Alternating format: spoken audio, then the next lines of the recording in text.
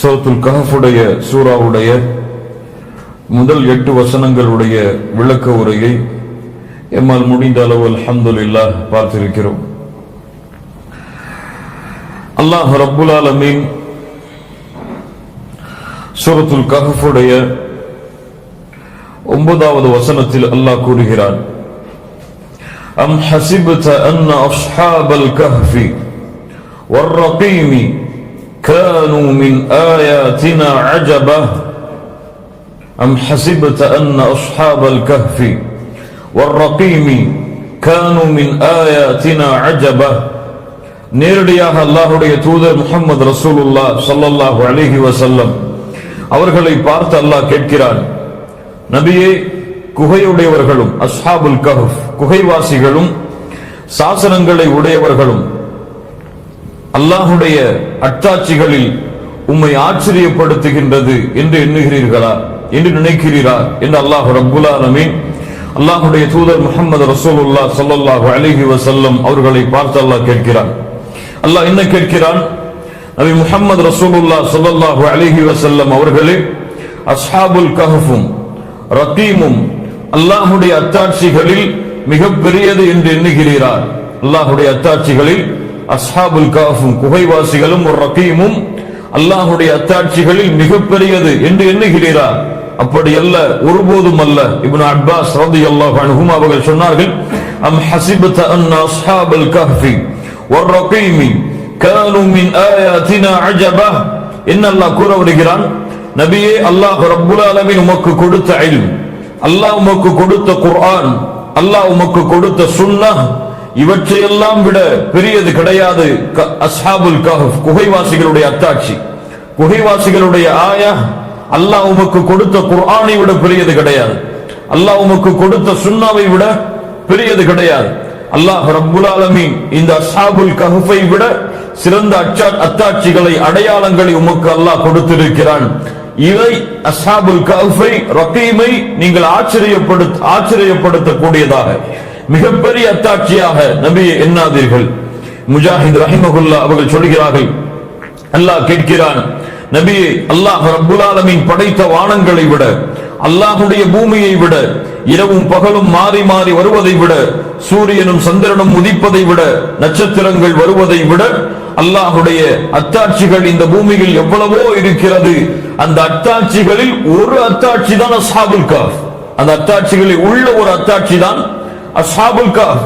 இதை நீங்கள் மிக பெரியதாக எண்ணுகிறீர்களா? அந்த யூதர்கள் வந்து உம்மிடத்திலே கேட்கிறார்கள், இந்த குகைவாசிகள் யார் என்று.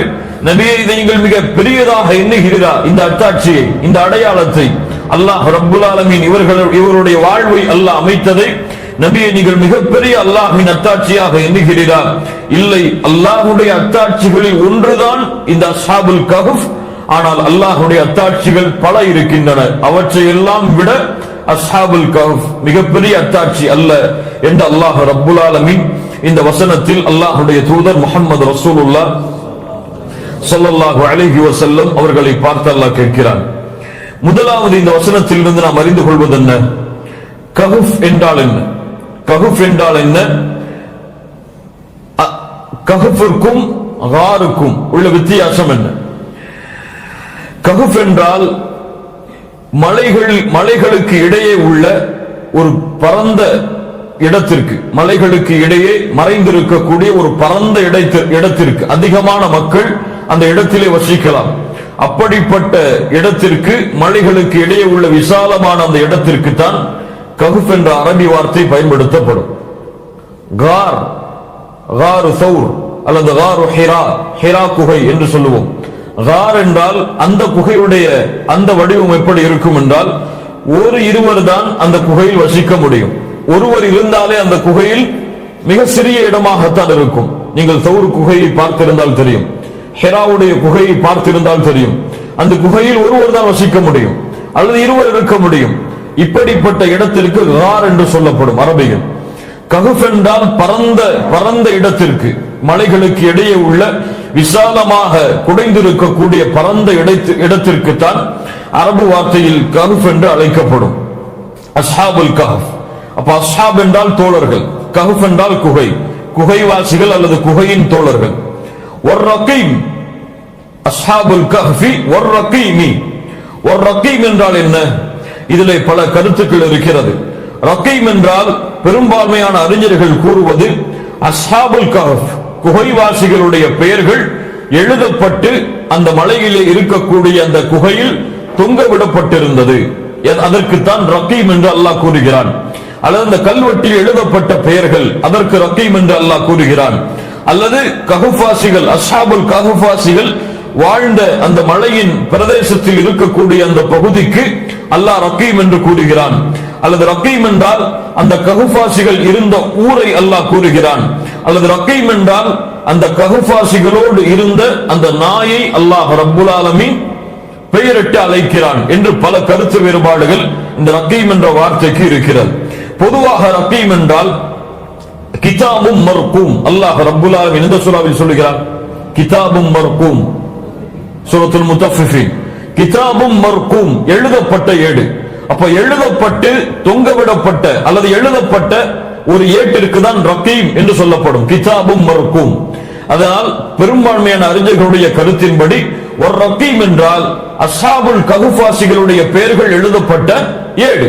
அதான் சாசனத்தை உடையவர்கள் என்று தமிழாக்கத்திலே பார்க்கலாம். அஸ்ஹாபுல் கஹ்ஃபி வர்ரகீமி கானூ மின் ஆயாத்தினா அஜபா.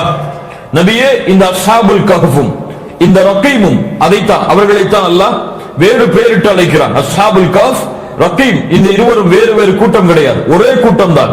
அஸ்ஹாபுல் கஹ்ஃப் வர்ரகீம் கானூ மின் ஆயாத்தினா அஜபா. அல்லாஹ்வுடைய அத்தாட்சிகளில் உம்மை ஆச்சரியப்படுத்தக்கூடிய அத்தாட்சியாக எண்ணுகிறார் நபியே என்று அல்லாஹ் ரப்புல் ஆலமீன் அல்லாஹ்வுடைய தூதர் முஹம்மது ரசூலுல்லாஹ் ஸல்லல்லாஹு அலைஹி வஸல்லம் அவர்களை பார்த்து அல்லாஹ் கேட்கிறான், இந்த அஸ்ஹாபுல் கஹ்ஃப் எங்கே வசித்தார்கள்? எந்த ஊரில் வசித்தார்கள்? எந்த குகையை அல்லாஹ் ரப்புல் ஆலமீன் அஸ்ஹாபுல் கஹ்ஃப் இருக்கக்கூடிய குகையாக அல்லாஹ் ரப்புல் ஆலமீன் ஆக்கினான்? இந்த ஞானங்கள் எல்லாம் அல்லாஹ்வுடைய இல்மில் இருப்பவை. இந்த ஞானங்கள் எல்லாம் அல்லாஹ்வுடைய இல்மில் இருப்பவை. இன்று பல வரலாற்று ஆசிரியர்கள், இஸ்லாமிய மார்க்கத்தில் இருந்த வரலாற்று ஆசிரியர்கள் கூட அஸ்ஹாபுல் கஹ்ஃபுடைய குகை எகிப்தில் இருக்கிறது அல்லது அம்மானில் இருக்கிறது, இது போன்ற பிரதேசங்களுடைய பெயர்களை குறிப்பிட்டு சில குகைகளுடைய அடையாளங்களை வைத்து இது அஸ்ஹாபுல் கஹ்ஃபுடைய குகையாக இருக்கலாம் என்றுதான் சொல்ல முடியுமே தவிர இதுதான் அந்த குகை என்று யாராலும் உறுதிப்படுத்தி சொல்ல முடியாது.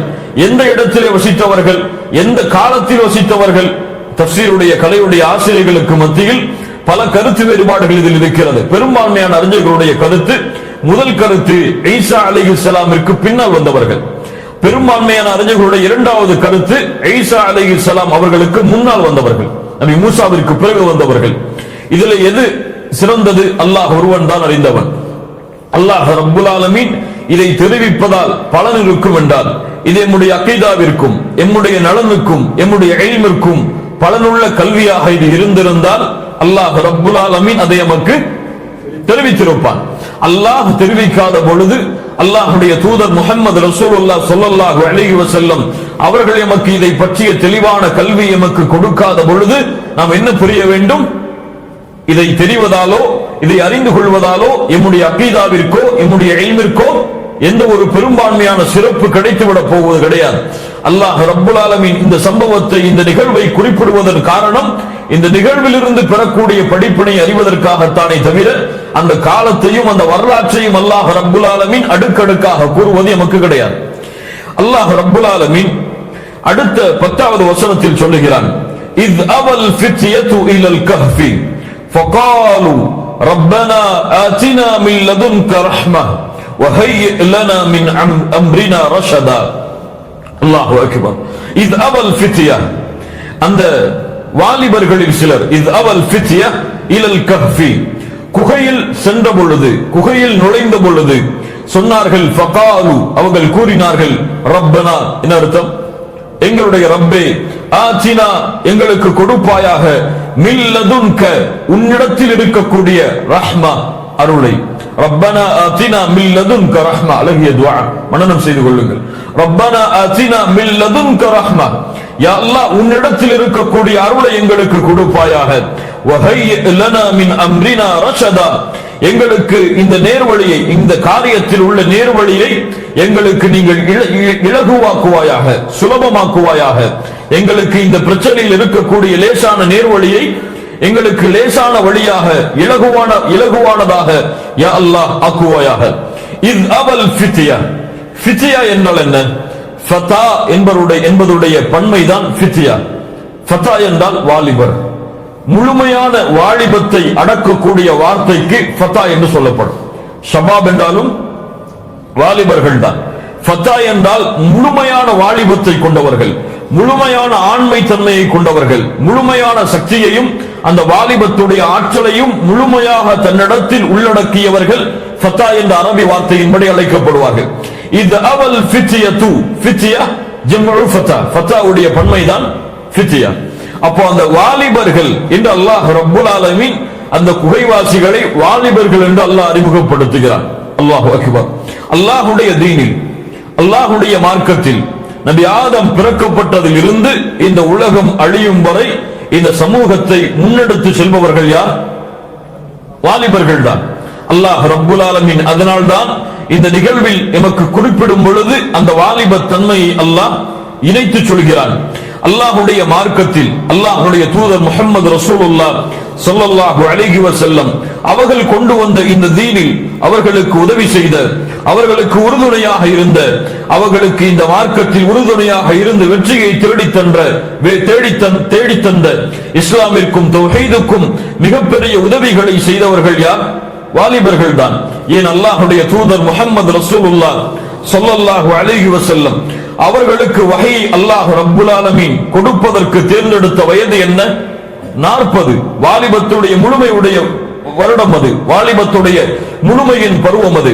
அல்லாஹ்வுடைய தூதருக்கு மிக உறுதுணையாக இருந்த இந்த இஸ்லாமிய மார்க்கத்தில் அல்லாஹ்வுடைய தூதருக்கு பிறகு நபிமார்கள் ரசூல்மார்களுக்கு பிறகு மதிக்கப்படக்கூடிய அபூபக்கர் அஸ்-சித்தீக் ரலியல்லாஹு அன்ஹு அவர்கள் இஸ்லாமிய மார்க்கத்தை ஏற்ற பொழுது அவர்களுடைய வயது என்ன?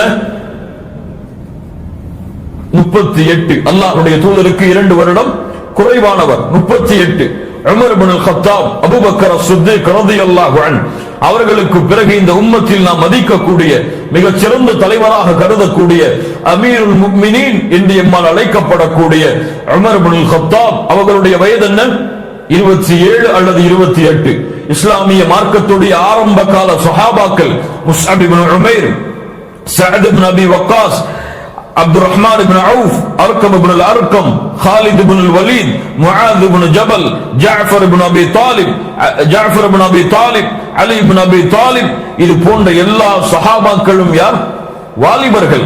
அல்லாஹ்வுடைய தூதர் முஹம்மது ரசூலுல்லாஹ் ஸல்லல்லாஹு அலைஹி வஸல்லம் ஒட்டகங்களையும் கால்நடைகளையும் மேய்த்துக் கொண்டிருந்த இந்த வாலிபர்களை உலகை ஆளக்கூடிய தலைவர்களாக அல்லாஹ்வுடைய தூதர் முஹம்மது ரசூலுல்லாஹ் ஸல்லல்லாஹு அலைஹி வஸல்லம் இவர்களுடைய வாலிப பருவத்திலேயே உருவாக்கினார்கள். முஸ்அப் இப்னு உமைர் ரலியல்லாஹு அன்ஹு மிகச் சிறந்த ஒரு சஹாபாக்களில் ஒருவர், மிக குறுகிய வயதை உடைய வாலிபர். அல்லாஹ்வுடைய தூதர் தனக்கு முன்னதாக மதீனாவிற்கு சென்று அழைப்பு பணியை செய்யக்கூடிய பணியை முஸ்அப் இப்னு உமைருடைய கரத்தில் கொடுத்து அல்லாஹ்வுடைய தூதர் அனுப்பி வைத்தார்கள். அல்லாஹு அக்பர். மதீனாவிற்கு அல்லாஹ்வுடைய தூதர் சென்று அழைப்பு பணியை செய்வதற்கு முன்னால் முஸ்அபை அல்லாஹ்வுடைய தூதர் பழக்கப்படுத்துகிறார்கள் என்றால் அல்லாஹ்வுடைய தூதர் இதிலிருந்து தரக்கூடிய படிப்பினை என்ன? என்னுடைய சமூகம் இந்த வாலிபர்களை கொண்டு உருவாக்கப்பட வேண்டும். எவ்வளவோ மூத்த சஹாபாக்கள் இருந்தார்கள், ஆனால் அல்லாஹ்வுடைய தூதர் முஸ்அப் இப்னு உமைரை தேர்ந்தெடுத்ததன் காரணம் என்ன? யோசித்து பாருங்கள் கண்ணியத்துக்குரியவர்களே. முஸ்அப் இப்னு உமைர் தனி மனிதராக மதீனாவிற்கு சென்றால் முதல் அக்கபாவுடைய உடன்படிக்கை முடிந்ததற்கு பிறகு இரண்டாவது அக்கபாவுடைய உடன்படிக்கைக்கு பெரும்பான்மையான சஹாபாக்களை அழைத்து வந்தார். மதீனாவுடைய ஒவ்வொரு வீதிகளிலும் ஒவ்வொரு வீட்டிலும் இஸ்லாமுடைய விளக்கை ஏற்றிய சிறப்பு முஸ்அப் இப்னு உமைரை அடையாமல் இருக்காது. அல்லாஹு அக்பர். ஜஅஃபர் இப்னு அபி தாலிப் ரலியல்லாஹு அன்ஹு நஜ்ஜாசி அரசருக்கு முன்னால் அவ்வளவு சஹாபாக்கள் இருக்கிறார்கள். அந்த சஹாபாக்களில் யார் நஜ்ஜாசி அரசருக்கு முன்னால் பேச வேண்டும் என்று முடிவெடுக்கும் பொழுது 20 வயதிற்கு குறைவான, எவ்வளவு வயது? 20 வயதிற்கு குறைவான ஜஅஃபர் இப்னு அபி தாலிப் நஜ்ஜாசி மன்னருக்கு முன்னால் வந்து ஒரு 10 நிமிடம் அல்லது 10 நிமிடங்களில் சுருக்கிவிடக்கூடிய ஒரு அழகிய உரையை, இஸ்லாமை பற்றிய அறிமுக உரையை ஜஅஃபர் இப்னு அபி தாலிப் வழங்குகிறார். இந்த உலகத்தில் எந்த வாலிபரும் அந்த வார்த்தைகளை சிந்தித்து பார்த்திருக்க முடியாது. எந்த வாலிபரும் அந்த வார்த்தையுடைய அடுக்குகளை இஸ்லாமிய மார்க்கத்திற்காக அமைக்க முடியாது. இருந்தாலும் அல்லாஹ்வுடைய தூதர் முஹம்மது ரசூலுல்லாஹ் ஸல்லல்லாஹு அலைஹி வஸல்லம் அவர்களிடமிருந்து பாடம் பயின்ற ஜஅஃபர் இப்னு அபி தாலிப் ரலியல்லாஹு அன்ஹு இஸ்லாமிய மார்க்கத்திலே சிறந்த சஹாபியாக தங்களுடைய மரணம் வரை வாழ்ந்த ஜஅஃபர் இப்னு அபி தாலிபை அல்லாஹ்வுடைய தூதர் உருவாக்கினார்கள். முஸ்அப் இப்னு உமைரை அல்லாஹ்வுடைய தூதர் உருவாக்கினார்கள். ஹாலித் பின் வலீதை அல்லாஹ்வுடைய தூதர் உருவாக்கினார்கள். இவர்களை எல்லாம் உலகை ஆளக்கூடிய தலைவர்களாக அல்லாஹ்வுடைய தூதர் அவர்களுடைய வாலிப பருவத்திலேயே மாற்றி காட்டினார்கள். அதைத்தான் அஸ்ஹாபுல் கஹ்ஃபும் எமக்கு பாடமாக கொடுக்கிறது. இஸ் அவல் ஃபித்யது இலல் கஹ்ஃபி, இந்த குகைவாசிகள் வாலிபர்களாக இருந்தார்கள். இந்த வாலிபர்கள் அந்த குகையில் தஞ்சமடைந்த பொழுது ஏன் குகையில் நுழைந்தார்கள்? எதற்காக அந்த குகையில் இந்த வாலிபர்கள் சென்று தஞ்சமடைந்தார்கள்? இதற்கு ஒரே வரியில் பதிலை சொல்ல வேண்டும் என்றால், ஏன் குகைவாசிகள் குகையில் தஞ்சமடைந்தார்கள்? அவர்களுடைய தீனை ஃபித்னாவில் இருந்து பாதுகாப்பதற்காக. இதனுடைய பதில் என்ன? அவர்களுடைய தீனை ஃபித்னாவில் இருந்து பாதுகாப்பதற்காகத்தான் குகைவாசிகள் குகையில் தஞ்சமடைந்தார்கள். அல்லாஹு அக்பர். என்ன ஃபித்னா? தக்கியானூஸ், பெரும்பான்மையான வரலாற்று ஆசிரியர்கள் சொல்லக்கூடிய பெயர். தக்கியானூஸ் என்ற ஒரு அரசர் நம்முடைய முன்னாள் காலத்தில் வாழ்ந்தார். எந்த காலம்? ஈசா அலைஹிஸ்ஸலாம் அவர்களுக்கு பின்னால் இருக்கலாம் அல்லது முன்னால் இருக்கலாம். தக்கியானூஸ் என்ற ஒரு அரசன் வாழ்ந்தார். பெரும்பான்மையான அறிஞர்கள் ரோம் தேசத்துடைய அரசன் இவன் என்று கூறுகிறார்கள். மிகப்பெரிய கொடுங்கோலனாக வாழ்ந்தான். யாரெல்லாம் தன்னை வணங்கவில்லையோ, யாரெல்லாம் தன்னுடைய தான் காட்டக்கூடிய இறைவனை வணங்கவில்லையோ அவர்களை துன்புறுத்தினான், அவர்களை கொடுமைப்படுத்தினான். அந்த சிலைகளுக்கும் அவர்கள் வணங்கக்கூடிய தெய்வங்களுக்கும் அறுத்து பலியிடும்படி மக்களை ஏவினான். இப்படிப்பட்ட அரசன் தக்கியானூஸ் வாழ்ந்த காலத்தில் தான் ஈமானை ஏற்றுக்கொண்டு அவர்களுக்கு அனுப்பப்பட்ட வேதத்தையும் தூதுத்துவத்தையும் ஏற்றுக்கொண்ட வாலிபர்கள் அந்த அரசனுக்கு எதிராக கிளந்தார்கள். அந்த அரசன் காட்டக்கூடிய அல்லது அந்த ஊர்வாசிகள் வணங்கக்கூடிய தெய்வங்களை புறக்கணித்தார்கள். அவர்களுக்கு எதிராக பேச ஆரம்பித்தார்கள். அல்லாஹுவை வணங்கும்படியும் சிலைகளையும் வணக்க வழிபாடுகளை செலுத்தக்கூடிய அந்த வணக்க ஸ்தலங்களையும் புறக்கணித்து அல்லாஹ் ஒருவனை மட்டுமே வணங்குமாறு அழைத்தார்கள் இந்த அஸ்ஹாபுல் கஹ்ஃப் குகைவாசிகள். அவர்களுடைய தீனுக்கு பாதிப்பாக, அவர்களுடைய தீனில் குழப்பம் அளிப்பதற்காக பல சோதனைகளை, பல ஃபித்னாக்களை அந்த அரசன் கட்டவிழ்த்து விட்டான். அந்த ஃபித்னாக்கள், அந்த சோதனைகள், அதிலிருந்து தங்களை பாதுகாப்பதற்காக, தீனை பாதுகாப்பதற்காக, தாங்கள் சுமந்த தீனை பாதுகாப்பதற்காக அஸ்ஹாபுல் கஹ்ஃப் வர்ரகீம் குகையிலே தஞ்சமடைந்தார்கள். அவர்கள் தங்களுடைய ஊரை விட்டு, தங்களுடைய குடும்பத்தை விட்டு, தங்களுடைய இருப்பிடங்களை விட்டு, தங்களுடைய உறவினர்களை விட்டு காபிர்களுடைய ஃபித்னாவில் இருந்து தங்களுடைய தீனையும் தங்களையும் பாதுகாத்து இஸ்லாமிய மார்க்கத்திலேயே வாழ்ந்து இஸ்லாமிய மார்க்கத்திலேயே மரணிப்பதற்காக தங்களுடைய ஊரை விட்டு குகையில் தஞ்சமடைந்தார்கள்.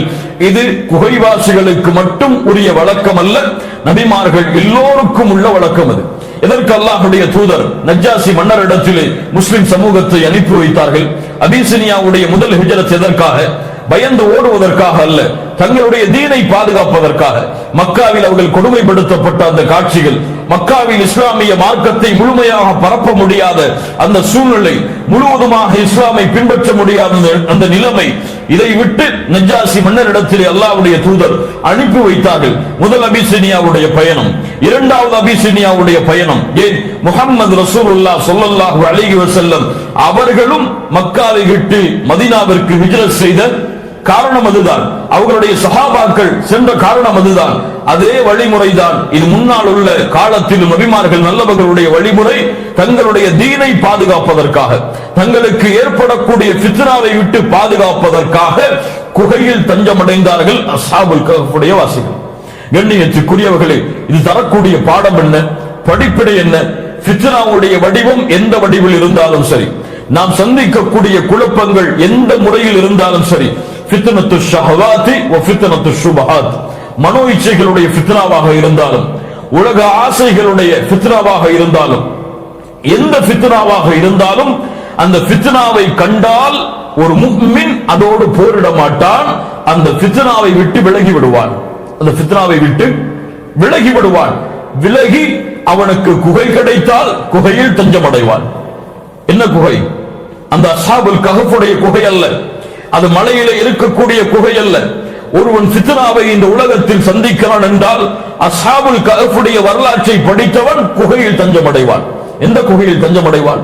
அவனுடைய இல்மில் குறைவு ஏற்பட்டால், அவனுடைய இல்மில் ஃபித்னா ஏற்பட்டால், அவன் பார்க்கக்கூடிய இல்மை சுமந்தவர்களில் ஃபித்னா ஏற்பட்டால், உண்மையான சாலிஹான ஈமானையும் அகீதாவையும் கொண்ட உலமாக்களுடைய கல்வி சபையுடைய குகையில் தஞ்சமடைவான்.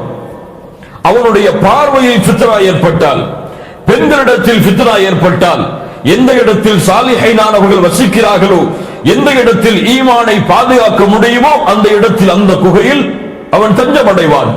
அவனுடைய நாட்டில் குழப்பம் ஏற்பட்டால், இஸ்லாமிய மார்க்கத்தை பின்பற்றுவதற்கு அந்த நாடு தடையாக இருக்கிறது, இஸ்லாமிய மார்க்க சட்டங்களை செயல்படுத்துவதற்கு அவனுக்கு முடியாமல் அந்த நாடு தடுக்கிறது. அப்படி என்றால் வேறு இஸ்லாமிய மக்கள் வசிக்கக்கூடிய சுதந்திரமாக மார்க்கத்தை பின்பற்றக்கூடிய குகையில் தஞ்சமடைவான்.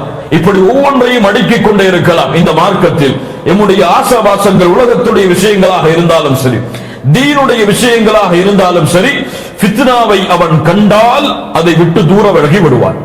அதை விட்டு தூர விலகி விடுவான்.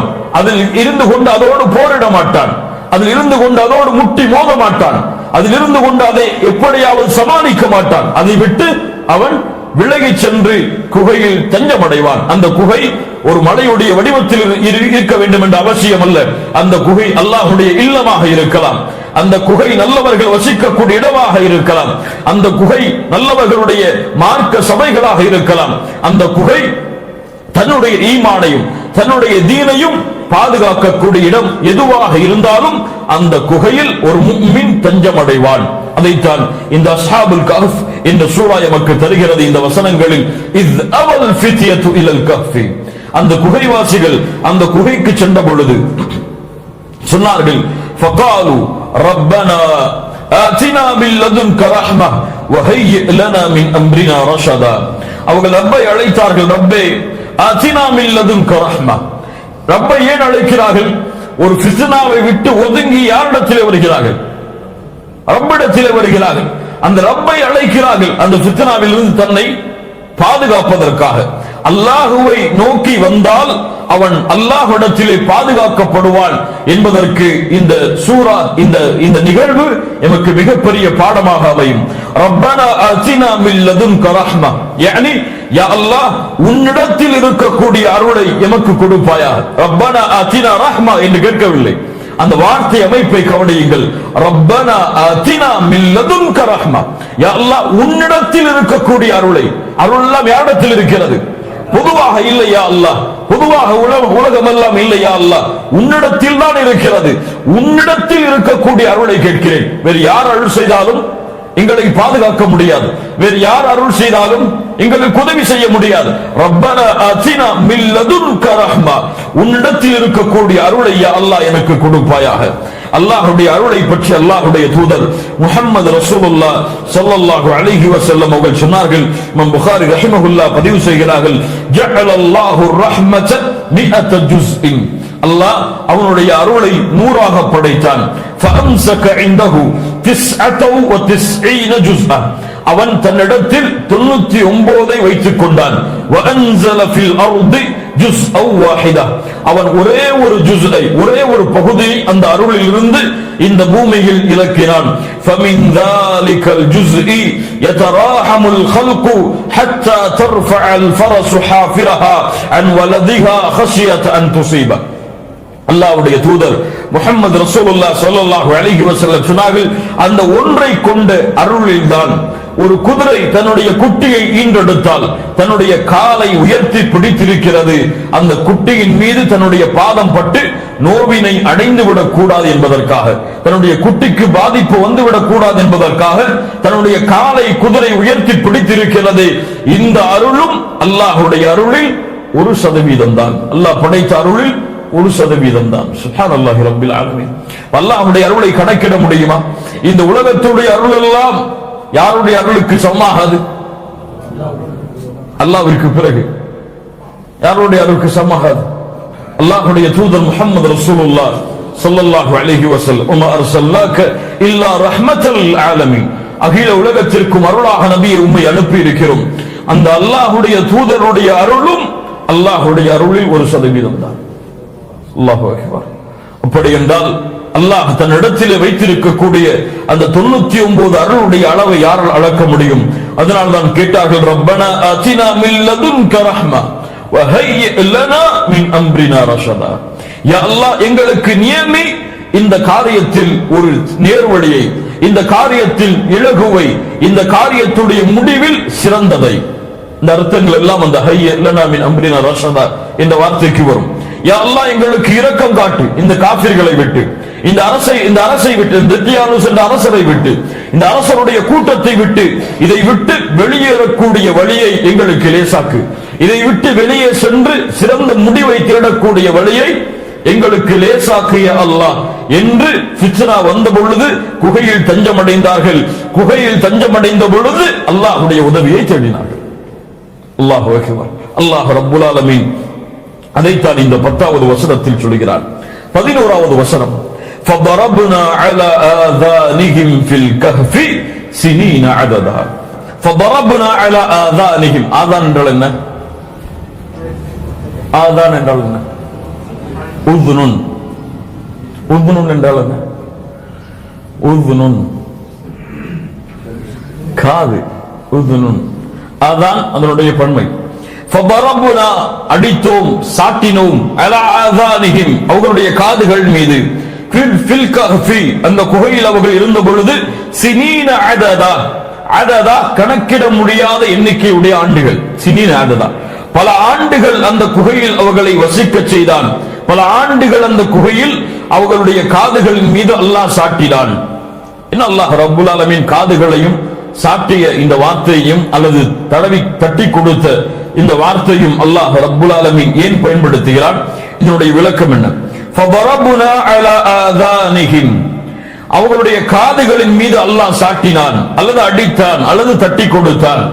فضربنا على آذانهم يعني ضربنا حجابا على آذانهم அவர்களுடைய காதுகளின் மீது திரையை அல்லாஹ் போட்டான்.